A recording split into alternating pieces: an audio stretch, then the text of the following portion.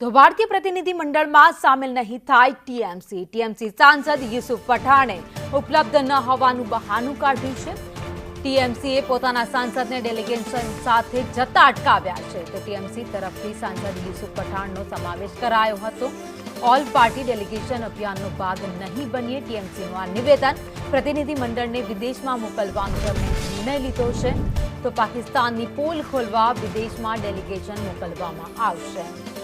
तो भारतीय प्रतिनिधिमंडल में टीएमसी हवे सामिल नहीं था। टीएमसी सांसद यूसुफ पठाणे उपलब्ध न होवानुं बहाનું કાઢ્યું છે। तो टीएमसी सांसद ने डेलिगेशन साथे जता अटकावी दीधा है। प्रतिनिधिमंडल ने विदेश में मोकलवानो निर्णय करवामां આવ્યો છે। तो भारतीय प्रतिनिधिमंडल में टीएमसी हवे सामिल न थवानो मोटो निर्णय है।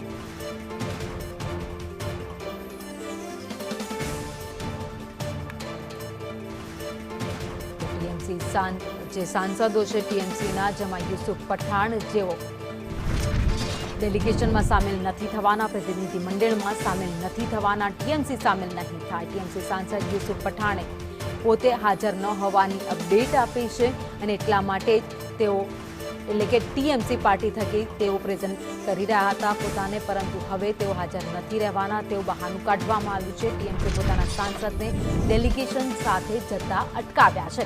જો કે આ ડેલિગેશન બનાવવામાં આવ્યું હતું જે વિશ્વભરમાં ફરવાનું છે અને જે ઓપરેશન સિંદૂરમાં જે કામગીરી કરવામાં આવી છે એ વિશ્વની સામે મૂકવામાં આવશે, પરંતુ તેને લઈને હવે ટીએમસીનો જે નિર્ણય છે એ સામે આવ્યો છે કે ટીએમસી પોતાના સાંસદને જે ભારતીય પ્રતિનિધિમંડળ બનાવ્યું છે તેમાં સામેલ નહીં કરવાનો નિર્ણય કરવામાં આવ્યો છે। જો કે આ પ્રતિનિધિમંડળમાં અલગ અલગ પાર્ટીઓ તરફથી પાર્ટીઓના જે સાંસદો છે તેમના મોટા નામ છે એ સામેલ કરવામાં આવ્યા હતા, તેમને સામેલ કરાયા હતા, પરંતુ ટીએમસી તરફથી નિર્ણય કરાયો છે કે यूसुफ પઠાણને નક્કી કરવામાં આવ્યા હતા, પરંતુ હવે તેમણે બહાનું કાઢ્યું છે કે તેઓ અહીંયા હાજર નથી અને એટલા જ માટે તેઓ ભારતીય ડેલિગેશન સાથે નહીં જઈ શકે।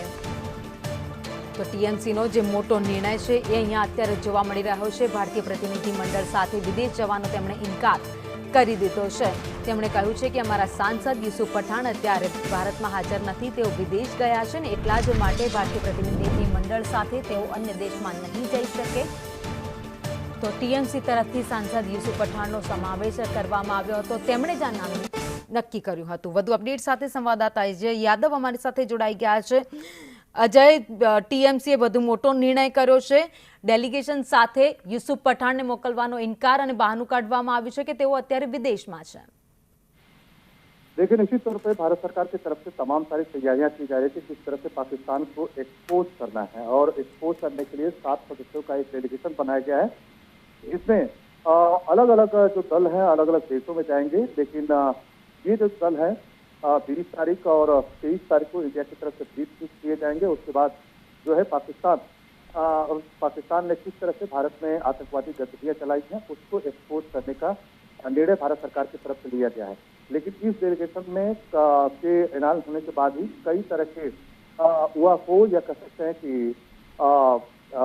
अंतर्विरोध भी देखने को मिल रहे हैं, जहाँ शशि थरूर जिनका नाम कांग्रेस पार्टी की तरफ से नहीं दिया गया था, लेकिन उनको भी एक प्रतिनिधि मंडल का प्रतिनिधित्व किया गया है जो अमेरिका जाकर के बताएंगे कि पाकिस्तान किस तरह का आतंकवादी गतिविधियां पूरी दुनिया भर में संचालित करता है और भारत उसका सबसे बड़ा शिकार रहा है। तो इसको लेकर के तमाम सारी बातें चल रही हैं। उसमें यूसुफ पठाण की भी खबर आ रही है कि उन्होंने जाने से इनकार किया है, और कांग्रेस पार्टी की तरफ से जो डेलीगेशन में मेंबर्स हैं उसको लेकर भी तमाम सारी राजनीति चल रही है। लेकिन मुख्य बात यही है कि भारत पाकिस्तान को एक्सपोज करने के लिए दुनिया भर में डेलीगेशन भेज रहा है। धन्यवाद जानकारी के लिए।